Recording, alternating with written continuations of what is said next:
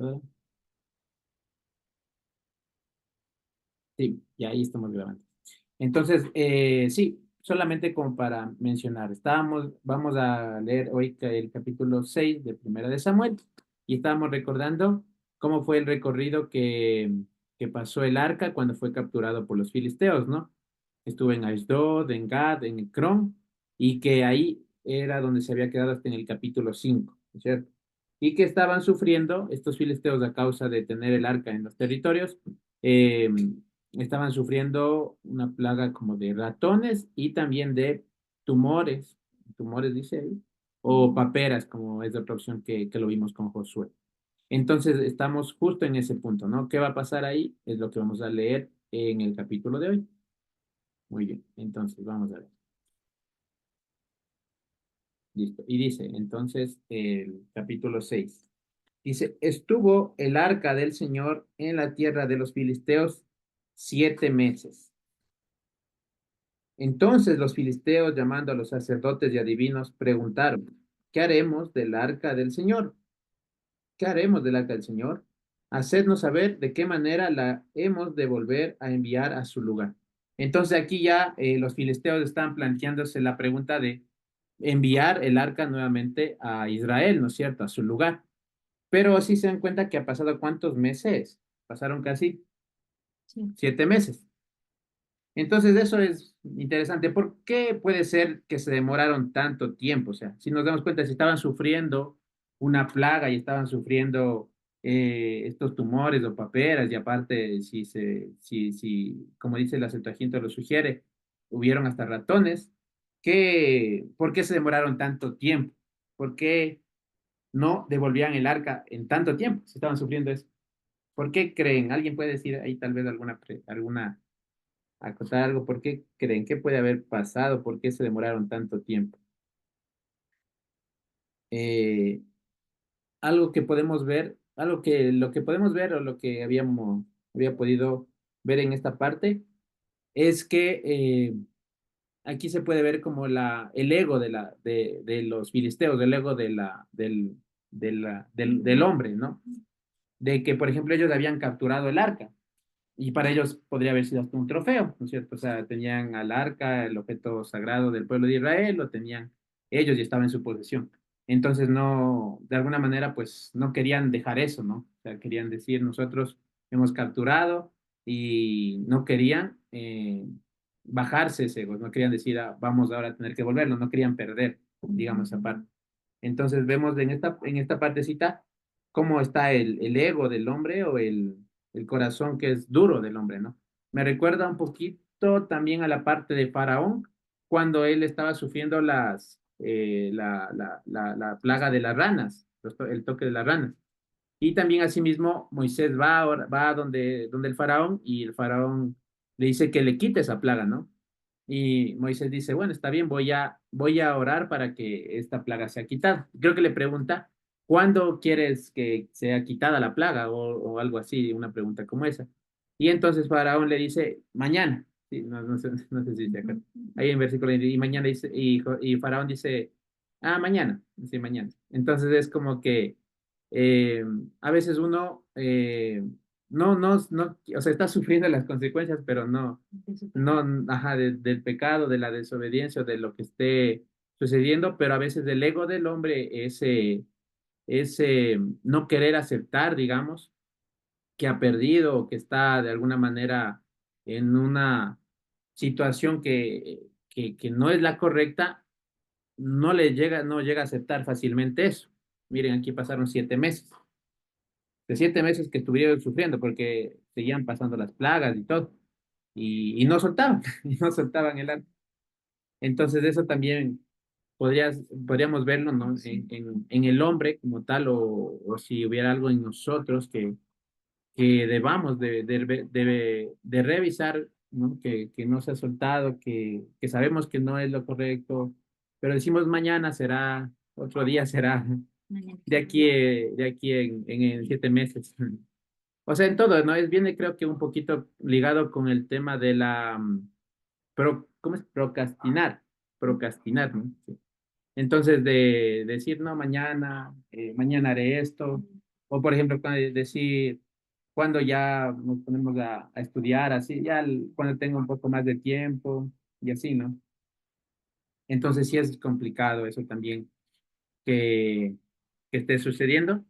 No tratar de dejarlo para mañana, lo que nosotros se puede hacer hoy. Entonces, ese refrán. Pero sí es cierto, ¿no? O sea, también hay un proverbio, ¿no? Cuando que menciona que el perezoso siempre ve lo malo para no hacer las cosas, ¿no? Dice, el león está afuera y así, nos inventa cualquier excusa para no cumplir.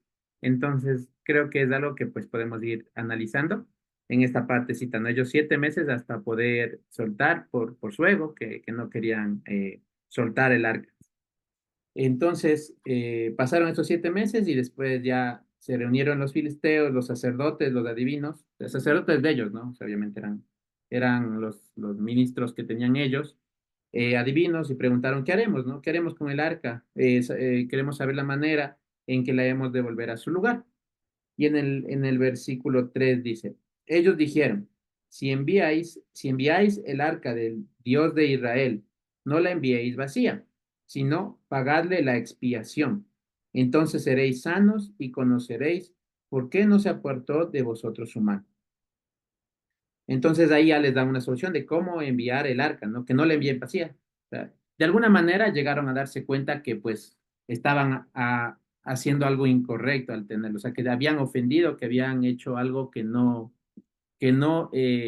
pues sí, que no estaba bien, ¿no? Por eso sabían que tenían que devolver un tipo de ofrenda, ¿no? La palabra ahí donde dice expiación es la palabra sham, ¿sí? Asham es lo que habíamos visto y en Levítico se menciona en unos capítulos que es la ofrenda por la culpa, ¿sí? Entonces, como que se ve ello, ¿no? O sea, sabían que tenían culpa, sabían que tenían la culpa, que tenían que dar una ofrenda por su culpa. Entonces, eso, bueno, tuvieron la conciencia, ¿no? No fue tampoco así como, bueno, enviémosla ya, sino que se dieron cuenta que habían hecho mal, ¿no? Sí. Entonces, eso en ese versículo 2, en el versículo 3. Y los filisteos de ellos dijeron, ¿y qué será la expiación o el asham, ¿no? La culpa o la ofrenda de culpa que le pagaremos? O sea, ¿qué le vamos a dar? Y ellos respondieron, conforme al número de los príncipes de los filisteos, 5 tumores de oro y 5 ratones de oro, porque una misma plaga ha afligido a todos vosotros y a vuestros príncipes. ¿Ya? Entonces ahí vemos que pues lo que iban a hacer es ofrecer una réplica de lo que estaban sufriendo, ¿no? Sí, de las paperas o de los tumores y de los ratones. Una por cada príncipe de los filisteos, ¿sí? Eran uno por cada uno de los príncipes de los filisteos, que eran, para recordar un poquito, eran uno por Asdod, ¿sí? Otro creo que voy a compartir el mapa para ver los cuáles eran, que aquí lo tenemos en el mapita de Josué. Entonces ahí está, uno era de Asdod, ¿no es cierto? Otro era por Gaza, sí, acá también está. Ashkelon, que está por acá, voy a señalar. Aquí no está, uno Asdod, uno para él. Ashkelon, Gaza, ¿sí? También uno de Gat y el de Ekron, miren, aquí están los 5. Entonces, uno por cada uno de los príncipes de los filisteos, ¿sí? Tenían que ofrecer. Y dice, haréis pues figuras de vuestros tumores. No, sí, sí. Figuras de vuestros tumores y de vuestros ratones que destruyen la tierra, y daréis gloria al Dios de Israel. Quizá aliviará su mano de sobre vosotros y de sobre vuestros dioses y de sobre vuestra tierra. Porque ¿Por qué endureceréis vuestro corazón como los egipcios y Faraón endurecieron su corazón después que los había tratado así? ¿No los dejaron ir y se fueron?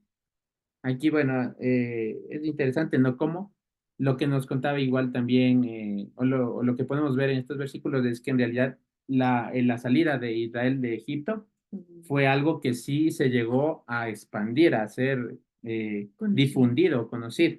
Porque aquí ellos recuerdan eso, o sea, dicen, ¿cómo no vamos a dejarle ir al arca? Si el faraón dice, no endurezcamos nuestro corazón como le sucedió a Faraón y a Egipto, que no querían dejar salir al pueblo, ¿sí? Es un poco como el recordar eso, ¿no? Ahorita también, como que viene un poco el paralelismo, ¿no? O sea, tenían en su poder los filisteos de aquí el arca y ellos no querían dejar el salir el arca, pero pues ya en algún punto dijeron, no, pues no seamos como les sucedió a Egipto, al faraón. ¿Acaso ellos mismos no los dejaron ir? ¿No? O sea, ya después de tantas plagas los dejaron ir. Entonces, asimismo, estos filisteos, pues, con ese razonamiento también si nosotros vamos a dejarle ir al arca, ¿no es cierto? Y es bien interesante porque en el versículo, bueno, a mí me llamó la atención el versículo 5 donde dice, quizás él aliviará su mano de sobre vosotros, o sea, la mano del Señor sobre los filisteos, ¿no? O sea, el castigo que estaban recibiendo, el tema de las plagas, el tema de los tumores, de los ratones que estaban recibiendo, dice, y de sobre vuestros dioses y de sobre vuestra tierra.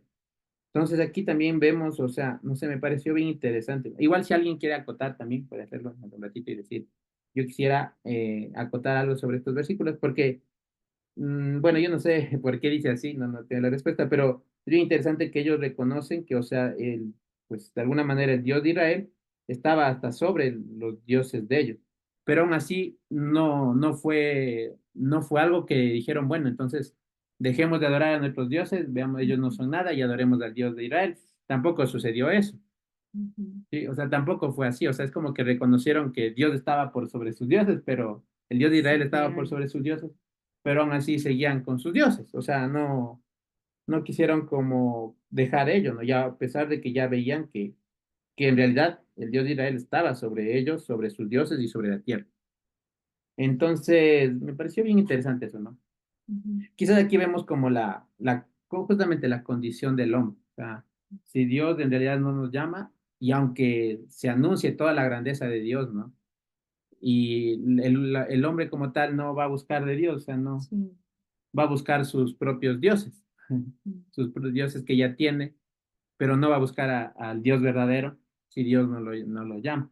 Y a pesar de que, pues, se vea la grandeza, ¿no? La creación, el tema de los milagros mismo, el tema de que, pues, nosotros siendo esos testimonios, cartas vivas y que mostremos, digamos, a través de nuestras vidas lo que ha hecho Dios y el milagro que ha hecho Dios en nuestras vidas, aún así los demás les cuesta, ¿sí? O sea, no pueden si Dios no les llama.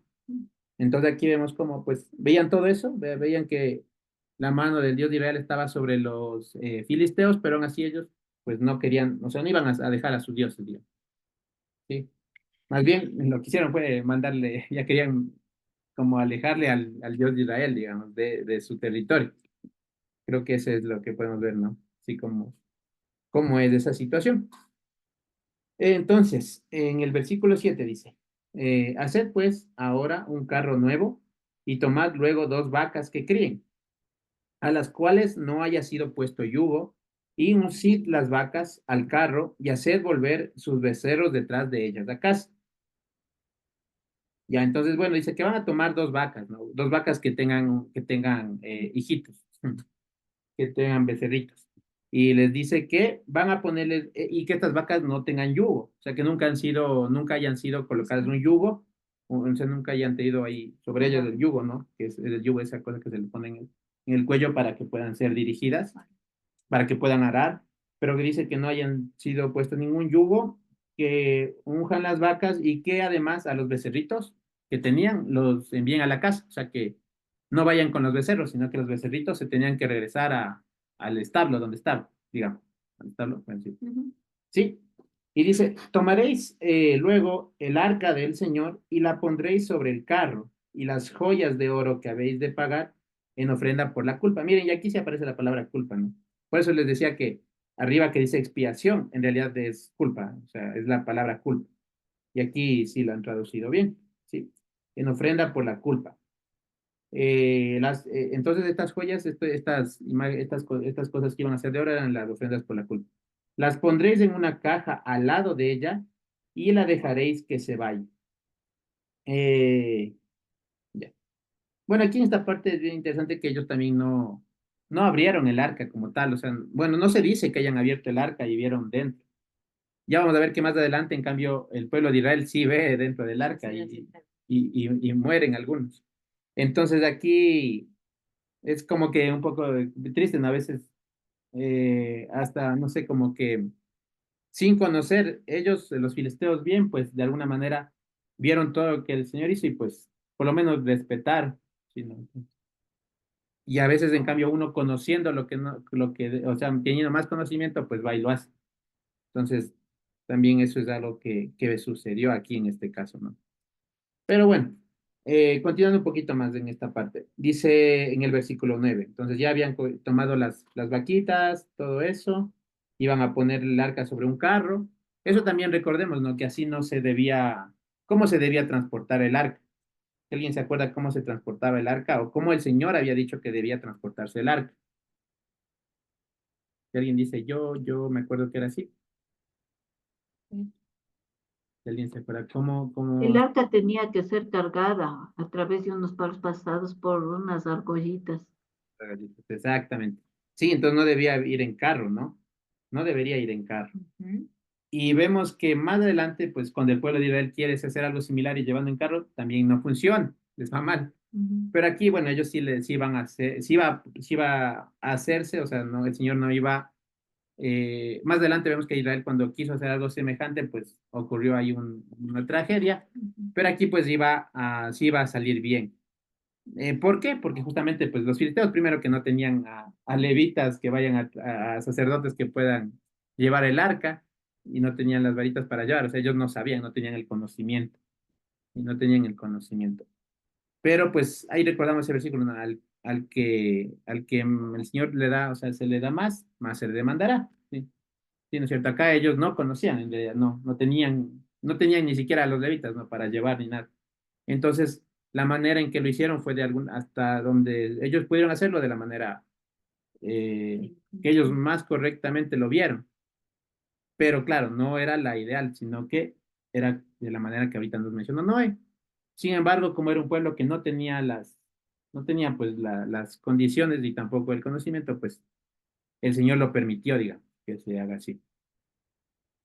Entonces dice, y observaréis, aquí es bien interesante, estos versículos me parecieron interesantes, ya vamos a ver, dice, y observaréis si sube, entonces ya ellos dice, pongan el carrito con las dos vacas y el arca, y dice, y observen si sube por el camino de su tierra hasta Bet-Semes, sí, hasta una ciudad, Bet-Semes. Esta ciudad, Bet-Semes, era una ciudad levita, sí, era una ciudad para los levitas. O sea, que era una ciudad que estaba al norte, bueno, estaba por el norte de Judá, pero que luego fue dada a los levitas como una ciudad para que estén ahí los levitas. Ujú.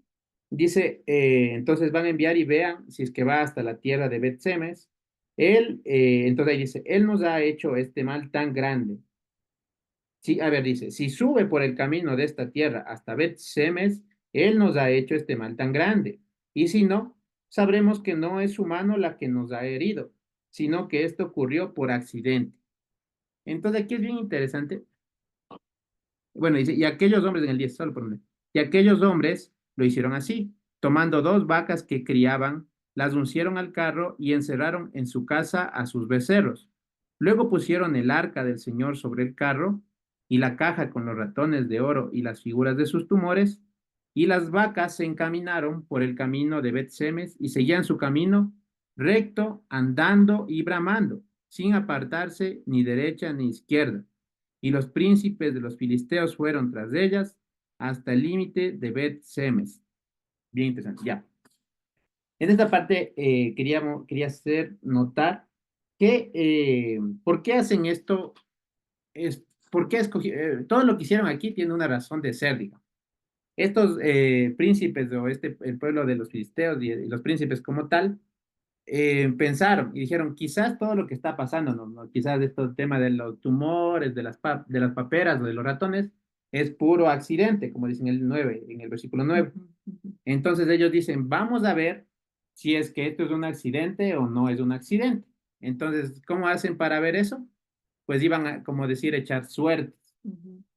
Pero ¿cómo lo iban a hacer? Entonces dijeron, vamos a traer dos vacas y vamos a poner en esas dos vacas un carrito y ahí encima el arca, y si es que esas dos vacas van solitas hasta Bet Shemesh, es Ujú. porque esto que nos vino, este Del- castigo fue del Señor. Pero si ya se van para otro lado, no es del Señor y es un accidente. Todo lo que me ha pasado ha sido accidente.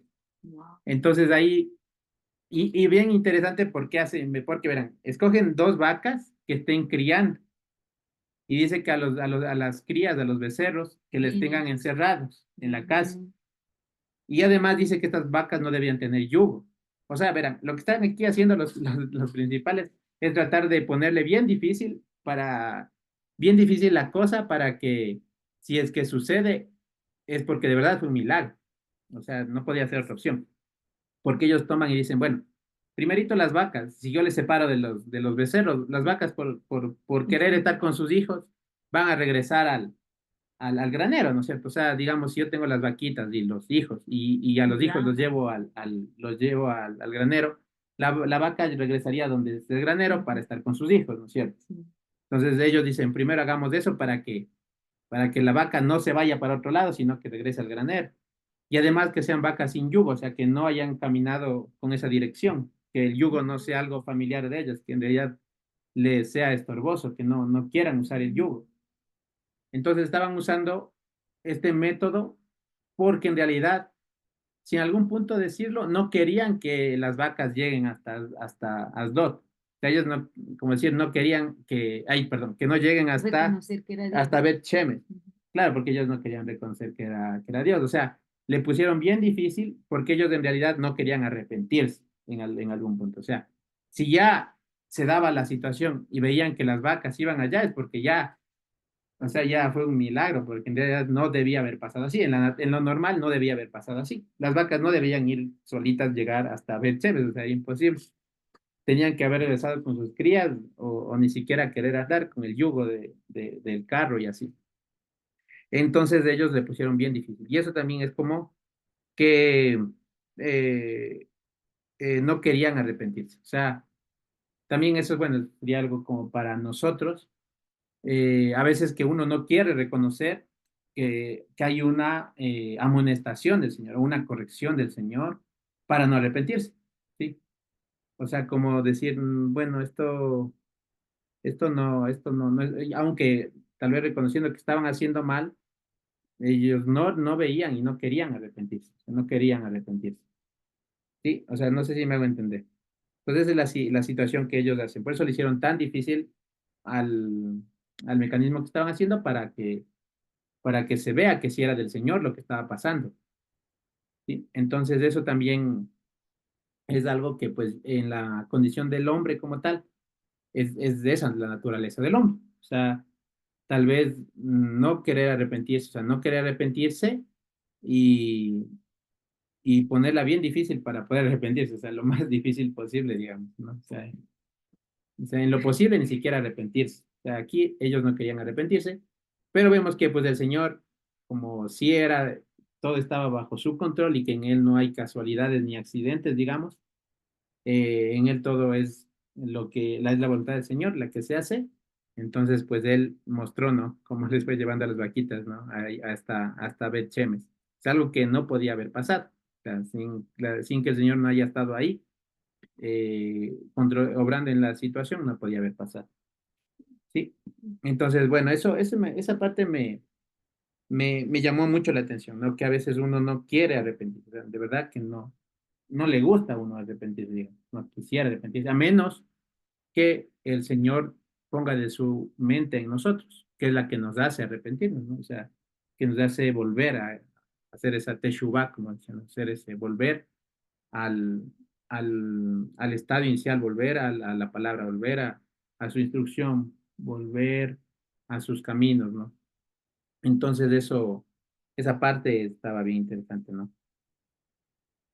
Bueno, sí, eso fue algo que sí me llamó la atención, ¿no? Como de verdad no querían arrepentirse y cómo así a veces, para que nos analicemos a nosotros mismos, en qué es lo que tal vez estamos poniendo ahí una traba al Señor para no arrepentirse, ¿no? Para no arrepentir,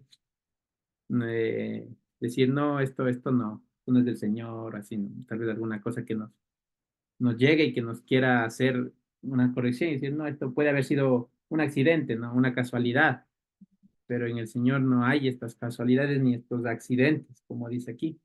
O sea, eso es porque el Señor está en su voluntad de hacerlo, ¿sí? Sí, no puede ser, ¿no? Que algún rato pase algo y digamos, no, es que esto fue un accidente. No, en realidad, tal vez era una amonestación del Señor para que veamos algo que no estamos viendo, justamente. Ujú. Entonces, bueno, que podamos en medio de esas situaciones ver la voluntad del Señor y también hacer una oración, que ya sabemos que oración es entrar en juicio, ¿no? Entrar en juicio, orar y analizarnos, ¿no? Cómo estamos nosotros. Tal vez lo que nos está sobreviniendo es por un accionar nuestro y el Señor nos está haciendo volver y decir, ah, no, esto es accidente, esto es casualidad. Ujú.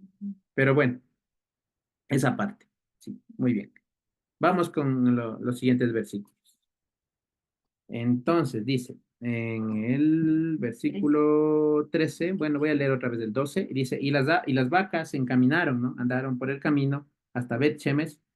Ah, Bet Shemesh, bueno, solo por el dato, ¿no? Bet Shemesh significa, si no estoy mal, casa del sol, ¿no? Bet es casa y Shemesh es sol, Shemesh. Entonces sería la casa del sol, ¿no? Sí, la casa del sol. Entonces dicen, iban camino a Bechemesh y seguían camino recto, andando y bramando, sin apartarse ni a la derecha ni a la izquierda. Y los príncipes de los filisteos fueron tras ellas hasta el límite de Bechemesh.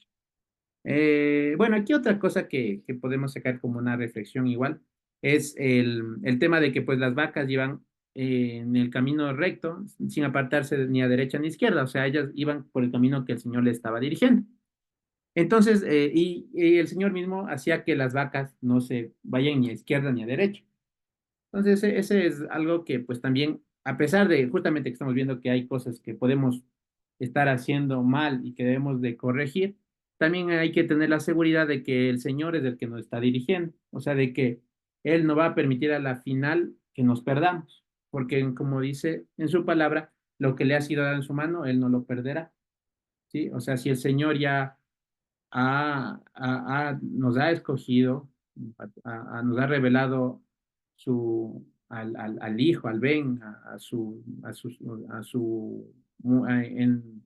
venida, en su muerte y su resurrección, pues eso es algo que el Señor no va a permitir que nos perdamos, ¿sí? O sea, nos podemos caer y todo, pero pues dice que se cae el justo, pero vuelve a levantarse, ¿no es cierto? Entonces, esa es una parte como... Hay otro versículo creo que estaba en Isaías 25, donde dice que el Señor hará una calzada y por más torpes que seamos, no nos apartaremos del camino. O sea, aquí también como estas vaquitas, o sea, las vaquitas no es que ellas estaban pensando, sí, tenemos que ir hasta Bet-Shemesh, ¿no? Sino que pues el Señor las dirigía.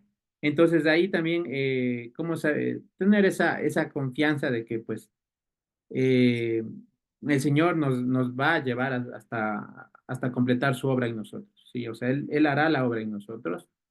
eh, no nos va a desechar, si ya Él nos ha tomado en su mano, no nos va a desechar, no nos vamos a perder en ese sentido. Si alguien, digamos, que diciéndose ser cristiano, luego se aparta y ya no regresa, jamás, digamos, es porque nunca fue un escogido del Señor, digamos. ¿Sí? Eso también suele pasar, ¿no? Que a veces vemos a alguien que sí era cristiano y que se separó y ya no volvió, pero era porque quizás nunca fue, o sea, más bien dicho, o no quizás, sino seguro era así, o sea, él nunca fue, ¿no? Eran de nosotros, pero, ¿cómo es? Salieron de nosotros, pero no eran de nosotros.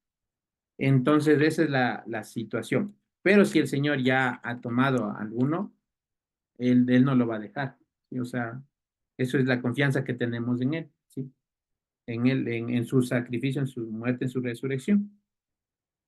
Y como estas vaquitas, pues les va a dirigir hasta su destino, que era Bet-Shemesh, la ciudad del sol. Entonces ahí les iba llevando hasta allá.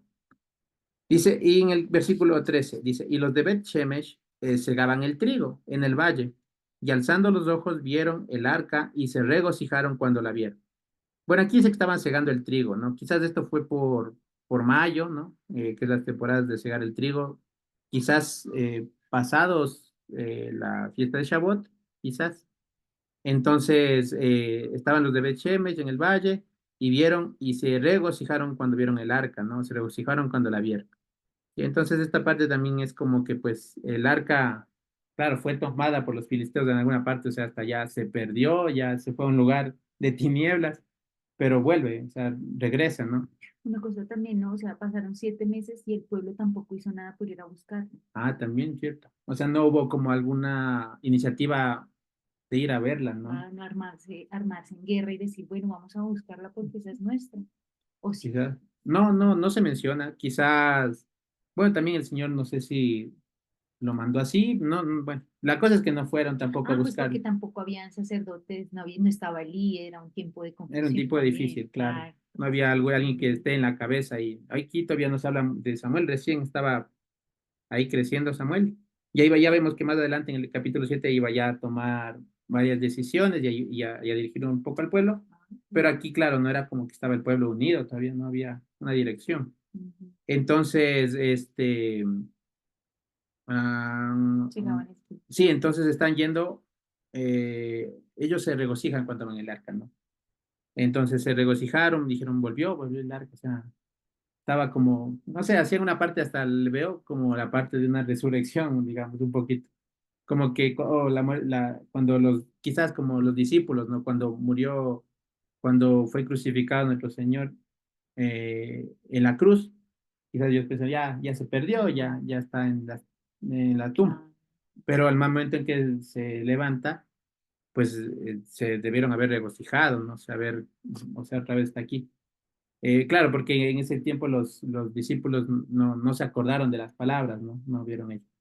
Pero aquí también me imagino es como que pues volvió de lo que ya no le iban a recuperar, quizás ya dijeron, pues ya, se perdió el arca, pero que regrese, o sea, me imagino que era una alegría wow, tremenda. era un padre. Sí, un regocijo bastante grande. Entonces, eso sería en el versículo 13 y en el 14 dice, y el carro vino al campo de Josué de Bet Shemesh y paró allí donde había una gran piedra. Y ellos cortaron la madera del carro y ofrecieron las vacas en holocausto al Señor. Entonces ya llegó el carro, ¿no? Al lugar. Dice que fue al campo de Josué de Bet Shemesh. Este no, me parece, bueno, no sé si ahí tal vez me corrige luego Carmita o alguien más, pero no creo, no es el mismo Josué de Josué, el Josué que le conocemos, sino que es otro Josué, es un Josué Bet Shemita, o sea, un Josué que vivía ahí, en el campo de Josué Bet Shem. Eh, mm, Porque yo también cuando leí dije, fue el campo de Josué, dije, el Josué tenía un campo ahí en Bet Shem. Pero quizás no estaba viendo y no encontré algo que relacione, sino que era el Josué, un Josué que vivía ahí, ¿no? Era un Bet Shemita.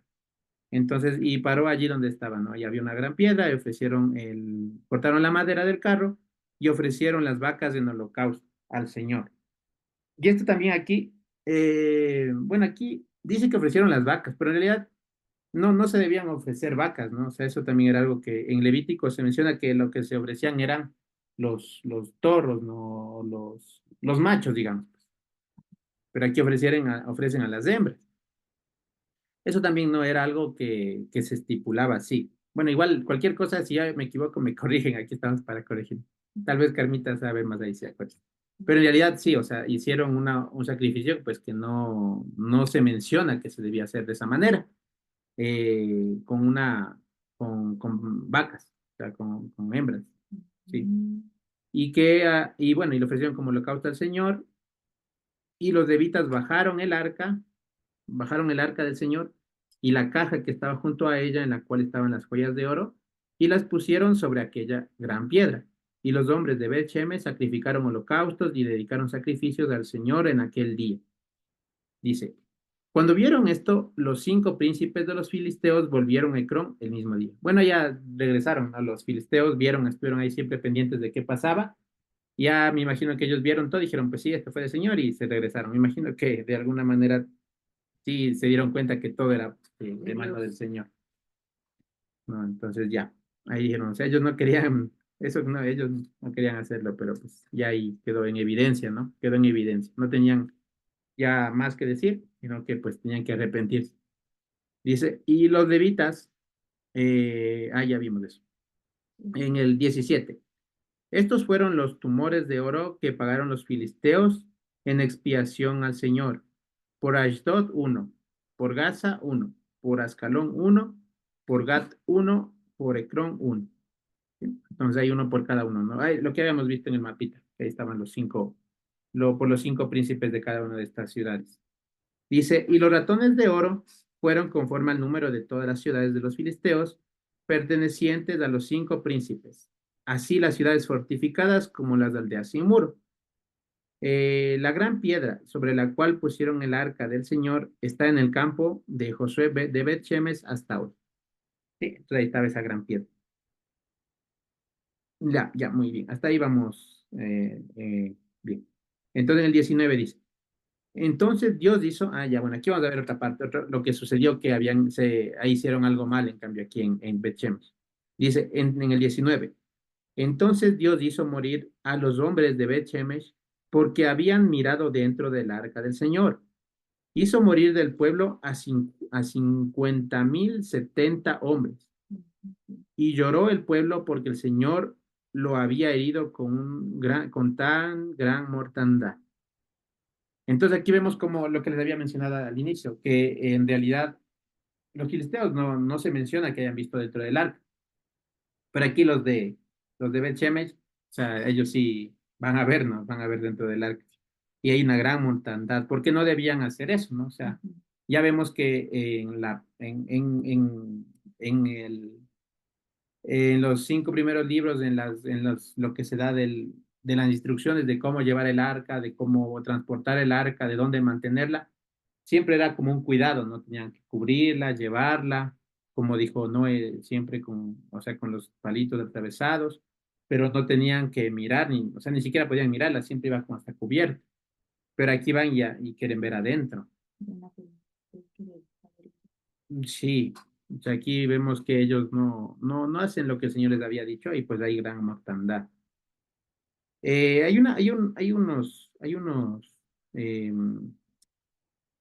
unos comentarios del versículo 19 donde se menciona que la parte donde dice que murieron cerca de 50.070 hombres, y en la parte, un poco en la aritmética, en la gramática, dice que no, que se puede leer de otra forma, que en realidad no murieron 50.070 hombres, sino que fueron solo 70, o sea que fueron 70 hombres de 50.000.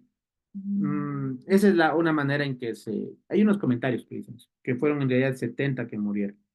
Eh, pero pues también dice que hubo gran mortandad, y entonces quizás fueron varios miles, quizás. O como nos enseñaba Josué, ¿no? Que el mil es Aleph o Elef, que es como más bien una tropa. Entonces quizás murieron 50 Elef, 50 tropas. Podría ser, pero a la final lo que sí es cierto es que por no hacer como el Señor había dicho, pues sí hubo una gran mortandad. Sí, o sea, ellos quisieron ver qué había dentro, ¿no? ¿Qué tenía ahí adentro? Y pues pasó eso. Entonces eso también eh, para que veamos, ¿no? Cómo es, y de hecho ellos lo van a resaltar aquí abajo, la santidad del Señor, dice en el versículo 20, y dijeron los de Bet Shemesh, ¿quién podrá estar delante del Señor, el Dios santo? ¿A quién subirá desde nosotros? ¿A quién subirá desde nosotros? O sea, ellos al momento de que pasó esto, es como que tuvieron gran temor, ¿sí? Pero no fue un temor de como decir, hemos hecho lo mal y vamos a arrepentirnos y claro, no hay que hacer esto que hemos hecho, no hay que mirar adentro, sino que ellos más bien es como que, señores, muy, no sé si en algún punto decirlo, pero podrían haber pensado aquí, podría ser una parte de lo que pensaron ellos, como muy estricto, o sea, no, es muy estricto, señor. Pero en realidad, o sea, uno puede como queriendo echarle la culpa hasta el Señor, digamos, de lo que pasó, ¿sí, no es cierto? Quizás, o sea, podemos sacar esos planteamientos. Si no fue así, pero podemos sacar una lección, que es la siguiente, digamos, que, que cuando veamos que hay alguna corrección del Señor, ¿no? O sí, claro, una corrección, porque el Señor a sus hijos corrige. Cuando hay una corrección del Señor, no digamos que es por culpa del Señor, o sea, no es como que Él es muy estricto y cosas así, ¿no? O sea, como que, ¿cómo decir? Que en algún punto, o sea, no tiene misericordia, cosas así, ¿no? Pero en realidad no era ellos, sino que ellos tenían que arrepentirse, o sea, no habían hecho lo correcto, o sea, tenían que tener un corazón distinto, ¿no? Es decir, nos habíamos equivocado, tenemos que corregirnos. Ellos dicen, no, ¿quién estará delante del Señor? Pero el Señor también nos llama, ¿no? En el Nuevo Testamento, digamos, o en el Pacto Renovado, digamos, que menciona que, o bueno, no solamente en el Pacto, en toda la palabra, dice que seamos santos porque Él es santo, ¿no? Sed santos porque yo soy santo. O sea, no es como decir, es que Él es muy santo y ahí, sino buscar la santidad, ¿no es cierto? Buscar la santidad para tener esa comunión con el Señor, porque el Señor ha abierto, ¿no? Un camino, o sea, vivo, nuevo para acceder al trono de su gracia, o sea, que tenemos acceso, ¿no? Al lugar santísimo. No es como para decir, no, o sea, ¿quién podrá ir hasta allá? Sino que por su sacrificio, por su obra, el Señor nos hace partícipes de ello, que podamos, que busquemos de santidad para acceder, digamos, a ese lugar santísimo, a su presencia, a esa comunión con el Señor. No más bien cortar esa comunión y decir, no, allá el Señor y yo acá. Yo acá en mi pecado, porque no soy santo, ¿no? Entonces, no, eso es lo que podemos ir también sacando aquí, ¿no? Ver que no tengamos esa mentalidad, sino que buscar la santidad, ser santos porque Él es santo, ¿no? Ser como buscar esa santidad con el Señor, tener esa comunión con el Señor, ¿sí? El Señor quiere eso, o sea, eso es lo que el Señor busca, no es poner ahí una barrera entre nosotros y Él, y así, ¿sí? ¿No es cierto? Entonces, eso también aquí podemos ver que les podía haber pasado por la mente quizás, ¿no? Ellos no buscaron arrepentirse, no buscaron ser santos de ellos para decir, voy a ser santo como mi Señor es santo, ¿no? No, si nos dijeron, ¿quién podrá? O sea, nadie.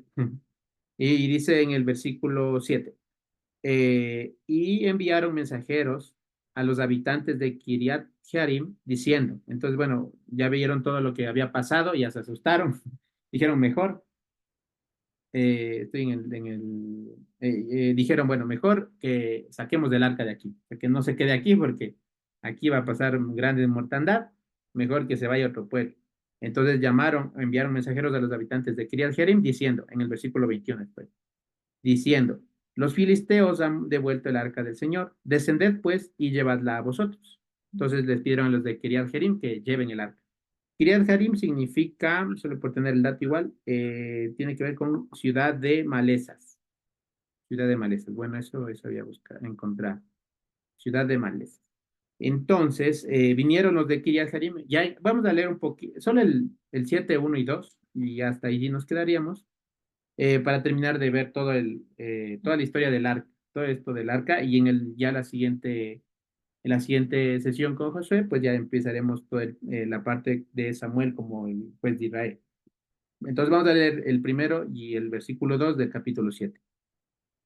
Entonces dice, vinieron los de Kiriat Jearim y llevaron el arca del Señor y la pusieron en casa de Abinadab, situada en el collado, y santificaron a Eleazar su hijo para que guardase el arca del Señor. Y le santificaron, lo distinguieron, o sea, le dieron ahí ese encargo a Eleazar para que él, el hijo de Abinadab, Eleazar, guardara el arca del Señor.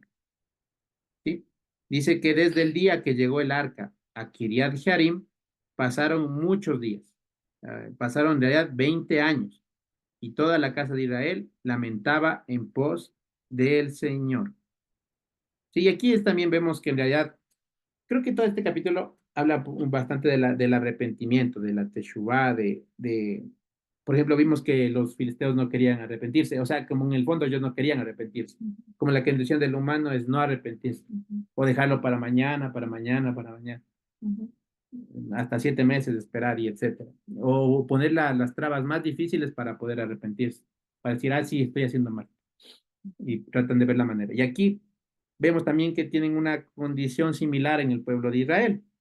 Dice que ya llegó el arca a Kiriat Jearim y pasaron muchos días, 20 años, o sea, que estuvo allí, o sea, no fueron tampoco a verla. Antes Jimé dijo, no fueron a recuperarla, o sea, el pueblo de Israel no fue hacia el pueblo de los filisteos a recuperar el arca, no fueron. Y aquí ya estando en el territorio de Israel tampoco van a llevar el arca, o sea, no es que ya dijeron, bueno, entonces llevémosla al sitio donde se había dicho, no quisieron llevarla nuevamente a, a donde debía estar, digamos. Si no, pues la dejaron allí. Y dice que se lamentaban, o sea, bueno, aquí también como que si ellos se lamentan, pero en realidad es la diferenciación, ¿no? De, de lamentarse y de arrepentirse de corazón, que vamos a ver. Anthony iba a decir algo. Sí, una disculpa la voz. Ujú. Quería comentar algo que habíamos visto la anterior semana. José nos decía que probablemente el ejército de Israel fue destruido. Entonces, comentando por qué no fueron quizás a ver el arca, quizás no solo porque no tenían ejército, sino también porque el pueblo estaba en desorden. No había alguien que tome el mando para guiar al pueblo, ¿no? A través de la mano de Dios. Entonces, como en todo ese tiempo entiendo yo que no hubo una persona, perdón, que no hubo una persona y tampoco había ejército, no había un liderazgo que les acerque nuevamente al Señor. Entonces, seguramente por eso era todo ese tiempo el pueblo estuvo perdido, ¿no? Estuvo divagando, cada uno, como contaba Josué, estaban bastante confundidos, quizás mezclando lo que era de Dios con lo que las otras naciones tenían, ¿no? Entonces, quizás eso también puede ser, ¿no? La razón. Ajá, correcto, gracias, Anthony. Sí, o sea, como que toda esa confusión, todo ese tema que ellos pues se olvidaron, ¿no? O sea, se olvidaron, como vemos que la serpiente le hace olvidar a Eva, ¿no? Entonces les se olvidaron de lo que debían hacer, de cómo debían hacer las cosas. Aquí también, o sea, ya antes no fueron a luchar, digamos, ya difícil ir, bueno, ya decir, no, está difícil ir a ver allá, está difícil entrar al pueblo de los filisteos, pero lo que decían, ¿no? O sea, ya estando luego el arca en Kiriat Jearim, primero en Bet Shemesh y luego en Kiriat Jearim, no fueron como decir, bueno, llevemos el arca al tabernáculo, o sea, donde debería estar, ¿no es cierto? Llevemos el arca hasta donde debe Este estar. mismo pueblo. Ya, o sea, ya Ya estaba, está en su digamos, en pueblo el y ni pueblo, siquiera ese pero pueblo. no le llevan al lugar santo, porque había el tabernáculo, pues en el tabernáculo había la sección del lugar santo, el lugar santísimo, tenía que estar en el lugar santísimo. Entonces, es como que pues no hace, o sea, no hay un arrepentimiento verdadero o como debería ser un arrepentimiento, sino que es solamente de lamentarse, de decir, bueno, me lamento, sí, estoy mal y tal, y ya, y qué mal que no esté el arca en su lugar, qué mal, pero no llevo el arca a su lugar. O sea, es interesante eso, o sea, no se hace.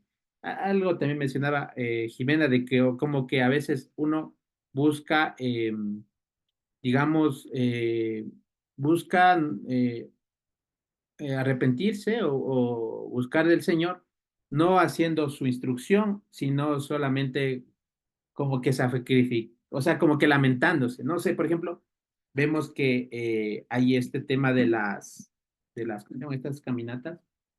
Bueno, las procesiones, que en realidad va el pueblo y van, por ejemplo, de rodillas hasta una iglesia a adorar alguna imagen y se van golpeando y lamentando y así. Pero en realidad ellos solo lamentarse, pero no hay un cambio de volver a la instrucción de Dios, de volver a la palabra, que es eso, es hacer teshuvá, ¿no es cierto? Y bueno, y de hecho, hay otra manera. Carmita tal vez sepa cómo es Carmita el otro nivel de Teshuvah, Teshuvah, Shiloh, completa, ¿cómo es? Cuando ya todo restaurado. Bueno, Eric suele decir Teshuvah y le añade otra El palabra. amá, tal vez. Eso, o sea, ¿cómo es de esa Carmita? Es que es El un, amá completo, pero no recuerdo lo que ha dicho Erika al respecto. sí, sí, ajá, exacto, es como que completa, que lleva totalmente al estado original, sí, sin, y que Ah, la consolación, la Nehama, ¿cómo es? no creo que es de Menos. es una Teshuvah en la que no hay consecuencias, no estoy tan seguro, algo así. Porque hay una que sí hay, o sea, Teshuvah y las consecuencias que viene con ello, pero hay una, dice el Señor nos permita Teshuvah, o sea, que hasta poder No me acuerdo. Ya, como que, no sé, bueno, sí hay dos palabras, la una es shuk, que le hace volver de lo que está de espaldas, y la otra es que gira completamente hacia él, pero no me acuerdo la palabra. Correcto. Gracias, Carmita. Gracias, Carmita. Sí, justo es, o sea, hablando en esta parte, ¿no? O sea, ver que el pueblo se lamentó, se lamentaban y todo, pero en realidad no buscaban hacer la instrucción del Señor, no buscaban hacer la voluntad, o hacer, como dice Carmita, hacer esa, volver, ¿no? O sea, darse ese giro de 180, ¿no? 360, regresas al mismo lugar.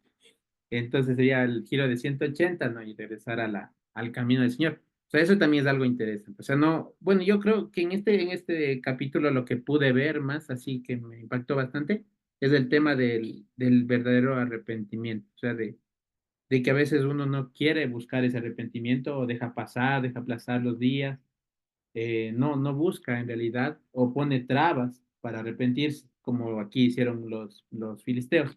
Ellos decían, no, pongámoslo lo más difícil posible para arrepentir. O sea, si es que estas vacas deben ir tras sus hijos, vamos a ponerles para que pase eso y no arrepentirse. Entonces ellos pusieron lo más difícil y esperaron mucho tiempo para arrepentirse. Y acá también al pueblo de Israel le sucede algo similar, o sea, ellos se lamentaban, sí, decían, sí, me lamento, pero no llevaron, dijeron, a ver, hagamos lo que el Señor dice, llevemos el arca hacia el tabernáculo, ¿no? O sea, debe estar en su lugar. No se hizo, o sea, no se hubo. 20 años, ahí sí fue mucho más. 7 meses, bueno, ya 7 meses, pero acá 20 años igual. Entonces, Yo lo para ver, mismo pasa con nosotros, o sea, sí, nosotros estamos en esos refinamientos del Señor, estamos en esas estrecheces y muchas veces creemos que bueno, sí, Señor, tal vez ya voy a cambiar, ya voy a hacer tal cosa, ¿será que el Señor me está hablando por esto, por lo otro? Y somos muy tercos, muy testarudos, o sea, no, claro. Ujú. realmente si no fuera porque Él nos da el deseo de arrepentirnos, se pone en nosotros el querer arrepentirnos, Volver. del volver, nosotros Ujú. seguimos dando vueltas y vueltas y vueltas en el mismo sitio, sin crecer, sin madurar, sin pasar a ese siguiente nivel, ahí, estancados, estancados, estancados. Ujú. Sí, sí, sí, sí. Entonces de eso podemos ver aquí, ¿no? O sea, yo quería justamente hacer esa diferenciación, por si acaso, ya creo que varios lo sabemos, ¿no? Pero que arrepentirse no es solamente el decir estoy mal y lamentarme y llorar, no es solamente de eso, sino que es actuar de verdad, o sea, de hacer una acción, de volver al Señor, de volver a su instrucción, de hacer su instrucción. Si antes no lo hacía, hacerlo, ¿no es cierto? Si me he dado cuenta que estaba, o por ejemplo aquí ellos que vieron a los filisteos tenían ellos hicieron una ofrenda por la culpa, o sea, ellos se dieron cuenta que tenían culpa y ofrecieron. Entonces, así mismo, o sea, sí, y justamente ese sacrificio de Hashem, hay una parte que eso se da cuando nosotros no conocemos un pecado y que después nos lo es revelado, que el Señor nos muestra que estamos en pecado. Eso hay que ofrecer un sacrificio de Hashem. ¿Sí? ¿Correcto? Igual, si estoy alguna cosa mal, de verdad que me corrigen, Carmita, y me puede corregir o cualquiera. Entonces, si cuando el Señor le revelaba al pueblo el pecado que estaba, ellos tenían que haber hecho un sacrificio de Hashem, no decir, ah, bueno, ya pasó y es que no sabía, sino que de verdad cuando se presenta y ya se sabe, tiene que haber una acción para volver a ya no hacerlo y también, claro, obviamente pedir el perdón respectivo, o sea, acercarnos al Señor en su sacrificio, en su obra, pues y saber que por ese sacrificio, pues el Señor nos ha perdonado de nuestros pecados y de los Asham, de Hatá, de cualquier tipo de pecado, pero hay que ir y arrepentirse y buscar de verdad hacerlo, no solamente decir, bueno, ya pasó y ya. Y no, entonces sí, sí creo que es importante eso. Y que recordemos que no es solamente lamentarse, sino que sí es hacer, y dejar de hacerlo lo que estamos haciendo mal y hacer lo correcto, lo que el Señor nos ha enseñado en su palabra. ¿Sí? Entonces ya cuando se hace eso, ahí sí es un arrepentimiento. Si solo me quedo en el lamentarme y en el llorar, no hay un arrepentimiento verdadero. Solo es llorar y lamentarse, pero no hay un arrepentimiento. No estoy arrepentido si no hago el cambio. ¿sí? Eso es bien interesante, ¿no? Entonces también para que lo veamos, ¿no? Y como les decía, a veces uno busca hacer diferentes cosas para no arrepentirse, o sea, tal vez aquí ellos se lamentaban, o como les decía en las procesiones, buscan hacer la procesión, buscan caminarse y golpear, caminar de rodillas y golpearse, pero no buscan dejar los ídolos, por ejemplo. Ujú. O sea, eso sí, no. O sea, sí me puedo golpear, me puedo hacer lo que sea, pero dejar los ídolos no, no es cierto. O también incluso, me decía Jimena, tal vez en algunas iglesias, digamos, en algunos lugares, donde, claro, o sea, no se busque el hacer la palabra del Señor y más bien quizás con otras cosas tratar de decirme, me estoy arrepintiendo, ¿no? Con cualquier De otra acción, llorar, estoy cantando. Dios mío. exactamente, exacto, o sea, no. Entonces, hay que ver lo que el Señor nos manda y hacer, y eso ya es el verdadero arrepentimiento, diga. Entonces, bueno, ese era lo... Evita, quizás una cosita más. Sí, O gracias. sea, como, ¿qué es esto de la culpa, no? A mí me sorprendió cuando veíamos todos los sacrificios que tuvieron que hacer que tuvieron que hacer los sacerdotes cuando estaban en el proceso de consagración. Hicieron Olá, hicieron Hatat, bueno, hicieron también, ¿cómo se llama? Ofrendas de sacrificio Shelamim, o sea, que estos no eran sacrificios por ningún pecado, sino por como de gratitud para Dios, ¿no? Y el Hatad era el sacrificio por el pecado, pero hay un sacrificio que no hicieron, el de la culpa, que es el Asham. Este sacrificio no hicieron. Entonces el tema es que este sacrificio solo lo podía hacer el Cordero Perfecto o el que iba a ser nuestro Señor Yehoshua. En Isaías 53 aparece esta palabra. Voy a verle un segundito.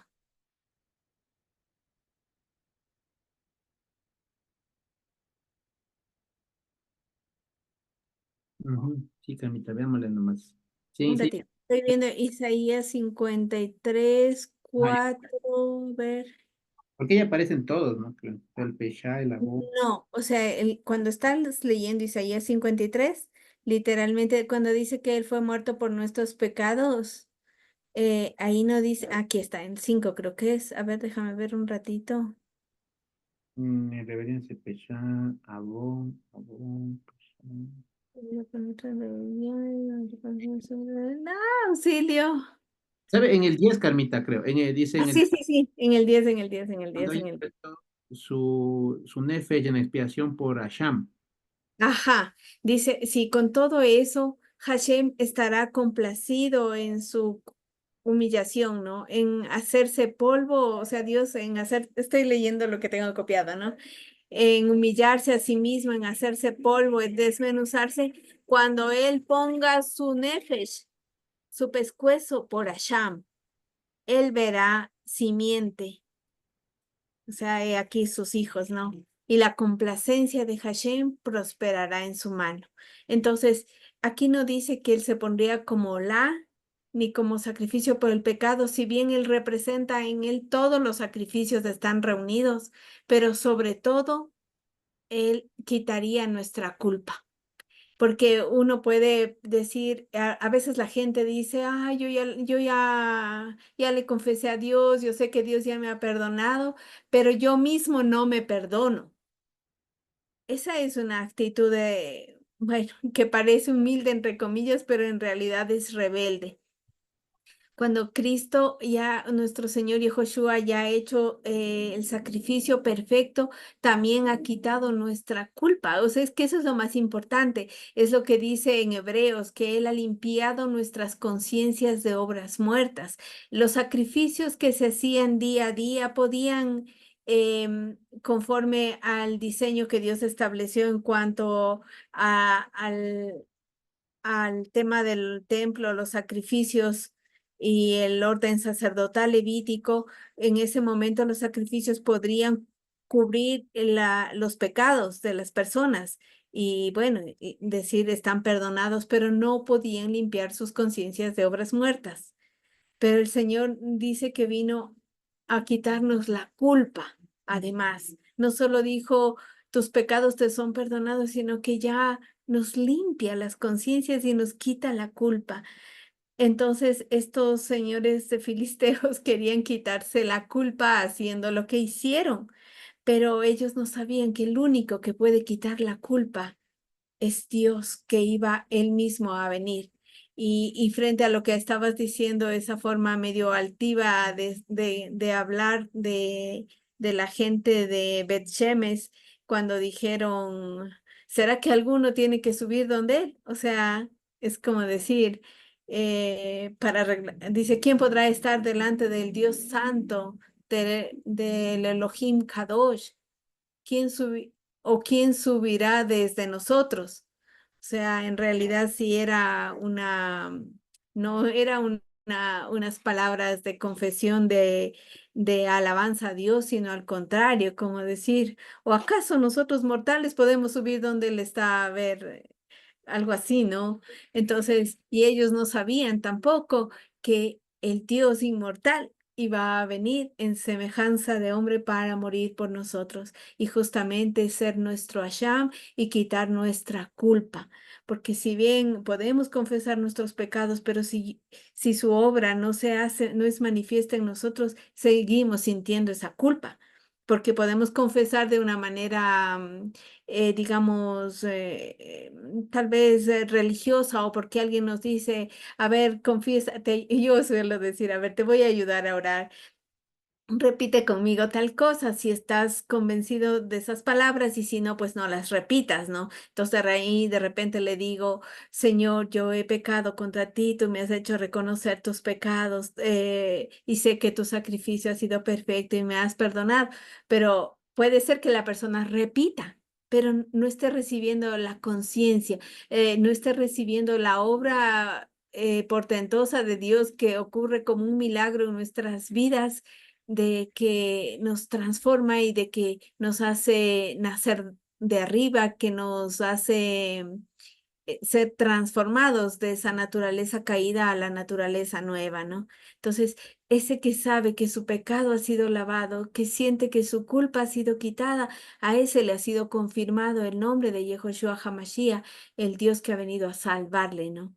Entonces, a mí me parece bien importante que hayan usado aquí, queremos hacer Asham, ¿no? O sea, queremos hacer el pecado, el sacrificio por el pecado o algo así. Y además, ¿de quién fue la insinuación? Fue de los hechiceros, de los adivinos del pueblo, los consejeros que nada tienen que ver con Hashem, ¿no? Entonces, evidentemente, esos tumores de oro, esas cosas de oro, en ninguna manera podía quitarles la culpa, igual morirían en su pecado, ¿no?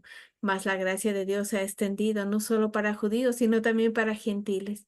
Y pues tal vez en el día que miremos a nuestro Señor, también de estos, de ahí, de estos pueblos filisteos, habrán algunos. Sí, gracias, Carmita. Que no es por obras, es por la gracia de Él. Sí, sí, sí, sí, amén. Gracias al Señor. La verdad, sí, justo eso también está, creo que eso es lo que, dentro de lo que yo le estaba mencionando, esto sería como lo que, la esencia, ¿no? O sea, saber que de verdad el Señor nos ha limpiado, o sea, en nuestra conciencia de esas obras muertas, ya no cargar con esa culpa, ¿no? Ya no cargar, y como decía Carmita, no, no dices que yo no me he perdonado, sí, eso no está correcto decir eso, porque en realidad yo no es que yo me perdono. Señor, y el Señor por su perdón y porque Él me ha quitado la culpa es que yo ya he sido perdonado. Claro, o sea, ya no tengo la culpa, pero no porque yo di, como aquí los filisteos, ¿no? Tumores de oro o algo, sino porque el Señor ha hecho su sacrificio y Él ha cargado la culpa en sí. Entonces sí, eso es, y claro, y eso va a llevar a que haya ese arrepentimiento, esa teshuvah, o sea, teniendo eso como decir, porque Él me amó primero, ahora también, pues le amamos a Él porque nos amó primero. Yo creo que eso es bien importante, ¿no? O sea, no podríamos hacer una teshuvah o un arrepentimiento, pues si no vemos ese sacrificio y ese amor del Señor primero. O sea, si Él no nos da eso, ¿no? Eso no nos revela y nos limpia de la culpa que a veces uno la lleva. Entonces, muy bien. Gracias, Carmita, y gracias a todos. Eh, Ese sería este capítulo y hasta ahí nos quedaríamos por ya dejar de grabar.